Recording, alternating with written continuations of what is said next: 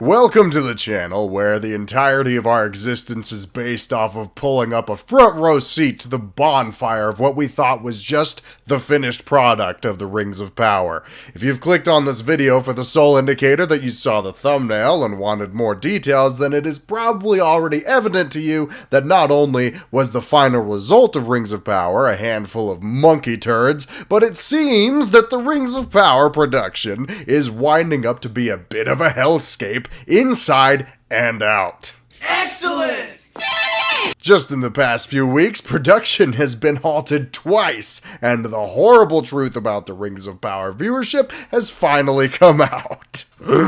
Something anyone with a brain has known for the past 6 months. It is time to get into this. I am so excited to bring this to you. Let's get into it, shall we? And here we go. Apparently, the making of Rings of Power is so bad that even the animals are dying of grisly circumstances. Says Variety, "We are deeply saddened to confirm that a production horse died on March 21st. The incident took place in the morning whilst the horse was being exercised." No doubt it was bench pressing and squatting as much as it could in order to take on the metric tons of cringe being dished out by its studio heads onto its horsey shoulders. Prior to rehearsals, both a veterinarian and a representative of the American Humane Association were present at the time. Hear that, guys? They got the top dogs in on the case. Beth Smith to the rescue. I will reach into heaven and yank your screaming deer soul back! The independent necropsy has confirmed that the horse died of cardiac failure. If you ask me, I think that this horse just saw the footage of its fellow horse mates taking Miss Morphid for a ride in episode 3 and decided it would be better to yeet its life force free of its mortal shell. It would rather be dead than be part of such a pestiferous, leptis-leering, horseback-breaking production. No one can blame you, my little stallion. Many people have had half a mind to unalive themselves after seeing Morphid pleasure herself upon a thrasonical mount.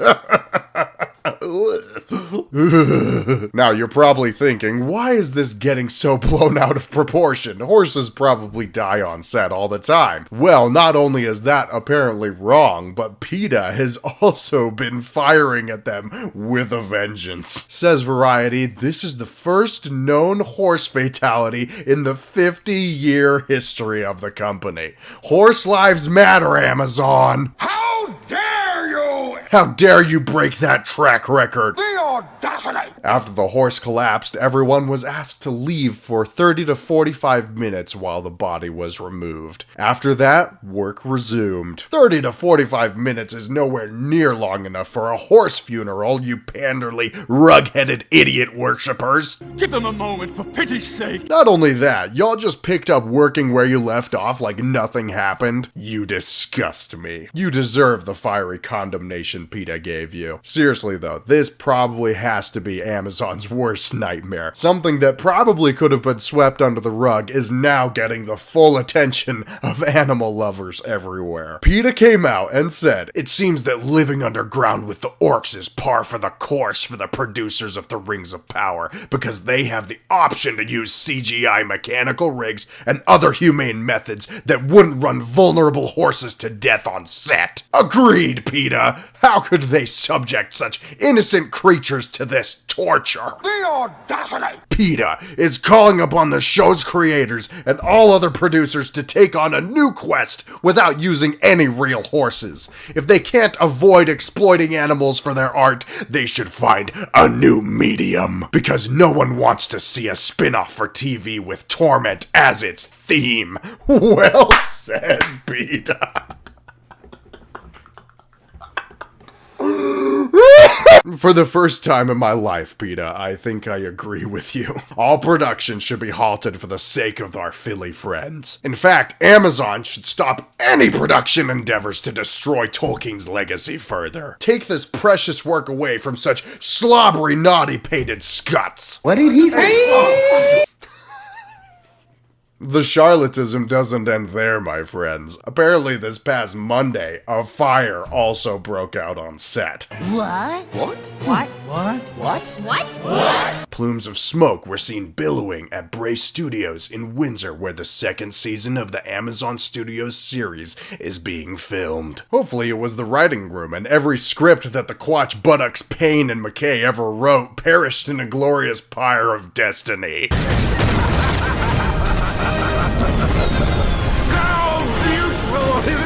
Royal Berkshire Fire and Rescue Service crews from Bracknell, Slough, and Maidenhead fire stations were sent to the scene. Upon arrival, crews discovered a fire in a single-story storage workshop located away from the filming set. Firefighters, equipped with breathing apparatus, used 3 horse reels and a main jet to extinguish the fire. Firefighters were on the scene for approximately 4 hours and 35 minutes. If there's anything I've learned about cinema production, it's that time means money, and 4 hours cut out of your production is gonna cost everyone. You're spending all my money! Firefighters were there for 4 hours? I love how they just tried to soften the blow by saying that filming stopped for about an hour, then quickly resumed. Neither cast nor crew had to evacuate the studio site, just acting like it wasn't a big deal despite firefighters being there for 4 hours putting out a fire. A building was on fire. If it wasn't a serious matter,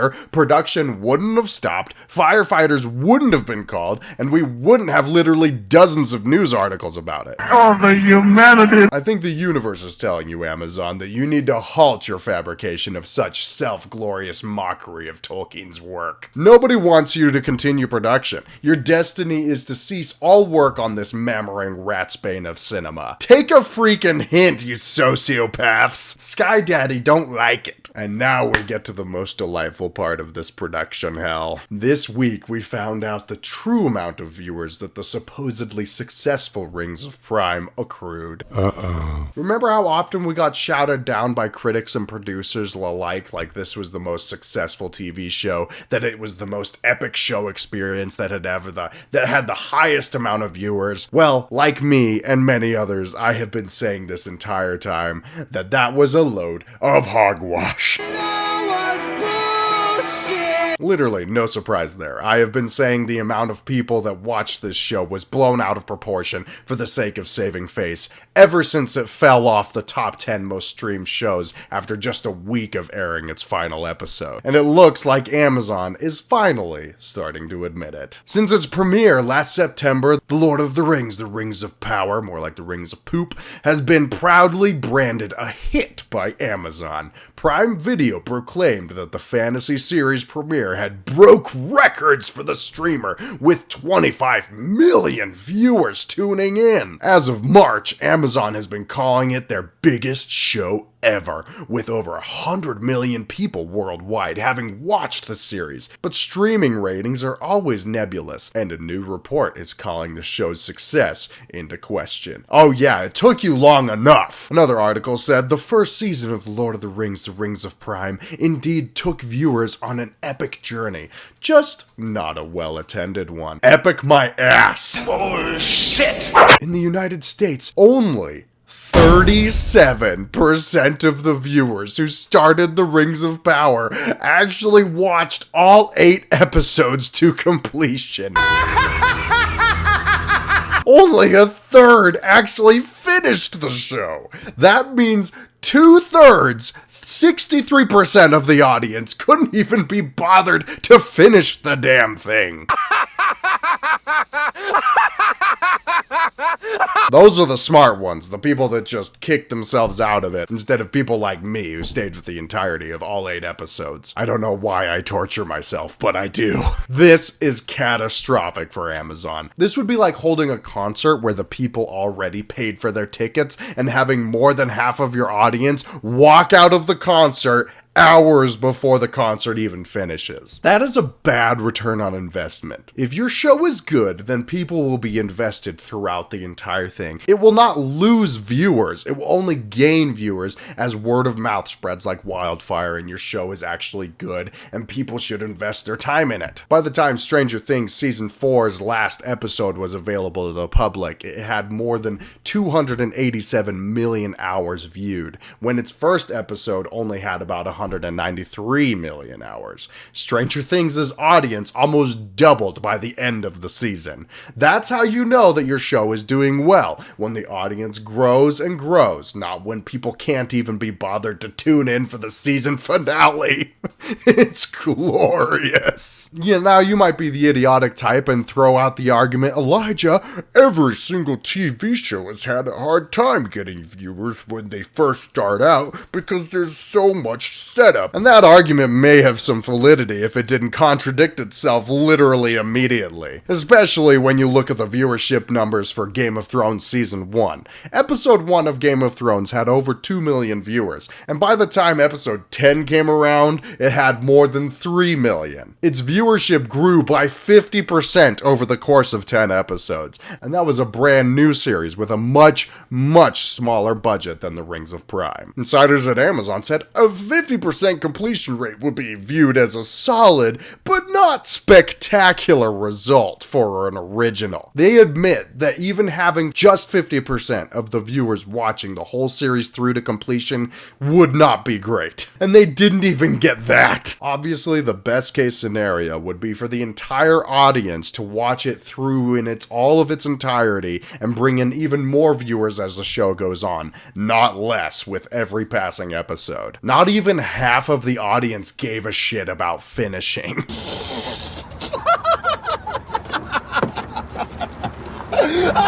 The point is that a first season should be bringing in as many viewers as possible, not making them look for the exits before they've even gotten to halftime. That is a massive indicator that you've got a gigantic turd of a show on your hands. Yes, every single TV show has a hard time getting its footing before it can become a cultural phenomenon like, say, Breaking Bad, but those shows have something that Amazon still does not have, which is an actually good show. I know I said at the beginning that Amazon finally released the truth about their eye-offending viewership, but they themselves didn't actually release that information. The number was not shared directly from Amazon, but reportedly came from the sources within the organization. Amazon still isn't admitting that the show was bad. Just listen to the head of television at Amazon, Jennifer Salge. This desire to paint the show as anything less than a success, it's not reflective of any conversation I'm having internally. Oh, really? You can't even admit that your show was a failure on all fronts, and I think I know the reason why. You've made promises to your superiors, convincing them to sink millions, even billions of dollars into the most expensive TV show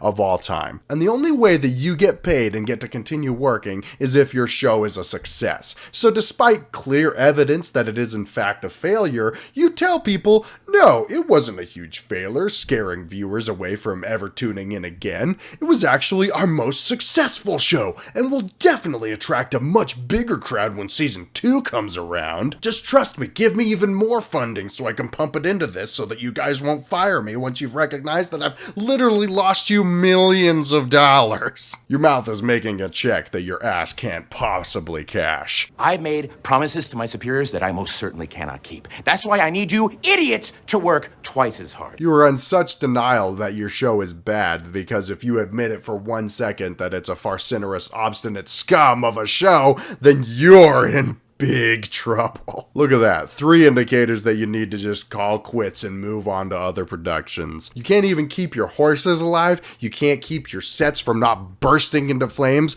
Nobody wants to even finish your show. And on top of all of this, you've got Warner Bros. Coming around the corner, ready and willing to directly compete with you for every demeaning audience member that you have. Okay, it's happening. Everybody stay calm. What's the Everybody procedure, stay calm. everyone? What's the procedure? Stay calm. Wait. Everybody calm down. If these are not signs from God, that your quest is for naught, then I don't know what is. Stop filming, give up, and you'll be doing everyone a favor. Honestly, there is no hope for this show at this point. I don't even know why they continue to film, but at least we'll have something to talk about when 2024 comes around and the abysmal second season comes out, and we'll see all of the denial, all of the discrepancies, all of the cover-ups that they were saying when season 2 is just as bad, if not worse than season 1.